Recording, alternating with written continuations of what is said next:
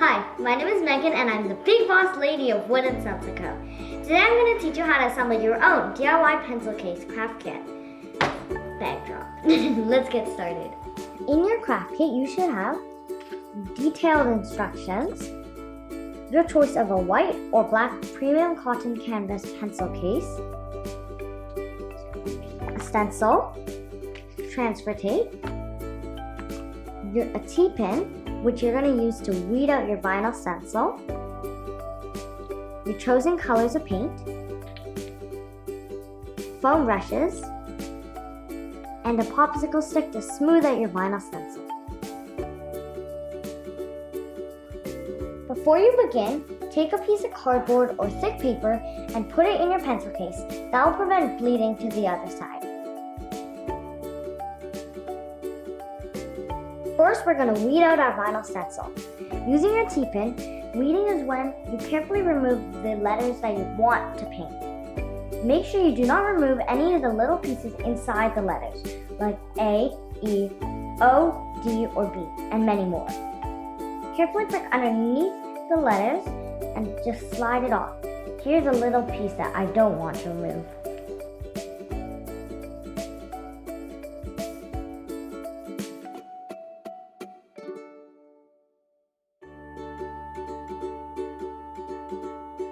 Once you've weeded your vinyl stencil, it's time to transfer it onto your pencil case. To do this, we've included something that we call transfer tape. It will help you move your stencil onto your pencil case. So first, you gotta remove the backing of your transfer tape. If you can't seem to get it, try to fold it in a corner and then try again. This is a little trick that makes it easier for me. And now you just put it on your stencil. Smooth down your transfer tape with your finger or with your popsicle stick.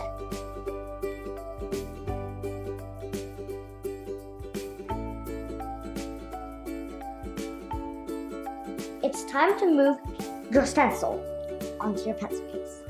Just so you get it centered, pick up your stencil and try to center it without removing the backing. Try to do it so you get a feel for it just a few times.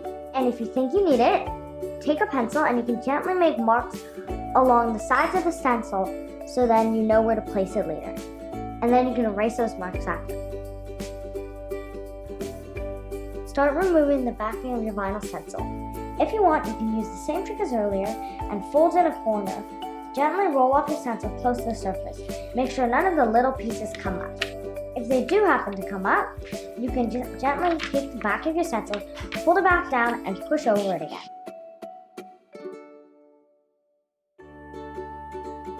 Now you can follow the marks that you put on your pencil case and line it up. Smooth down your stencil using either your popsicle stick or your finger. Make sure there are no air bubbles near the letters or else it might bleed, as in the paint might go underneath the stencil and it'll look a bit fuzzy. Don't forget to remove your transfer tape, because you sort of need to paint the pencil case, not the transfer tape. Roll it off close to the surface rather than pulling off the mark. And make sure no little pieces come off. Do one last smoothing to make sure nowhere bleeds. Use either masking tape or painter's tape to cover the sides of your vinyl stencil, because you don't want to paint the unwanted parts of the pencil case. But make sure you don't cover the part of the stencil that you want to paint.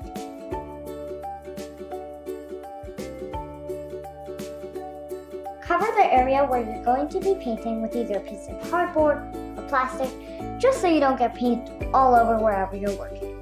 Now that your pencil case is prepped and ready to paint, it's time to paint.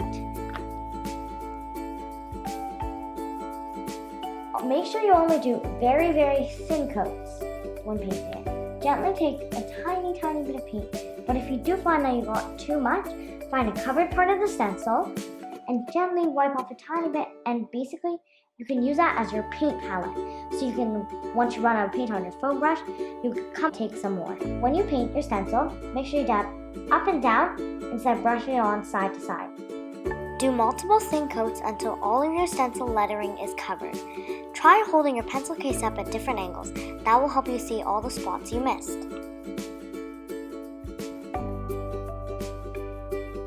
Once your paint is dry to the touch, you can remove your masking or painter's tape and your vinyl stencil.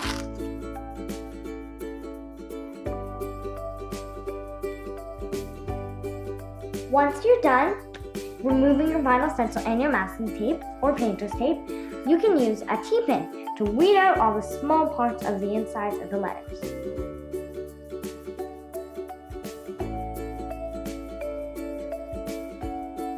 We're quickly going to use a dry iron to heat set our pencil case. Heat setting is when you use a dry iron to ensure that even if your pencil case does get washed, the paint won't come off. Though you may be ready to finish the piece as soon as you're done painting, it's best to hold off on ironing for just a bit. As a minimum, wait 24 hours just to be sure that the paint is dry. After you've set the paint in, give it at least 4 days before washing the fabric. While you're heat setting it, you can either flip it inside out or take a piece of old cloth and place it over it. Make sure it's an old cloth and you don't use your mom's best one. Go over the pencil case for 20 seconds. All done!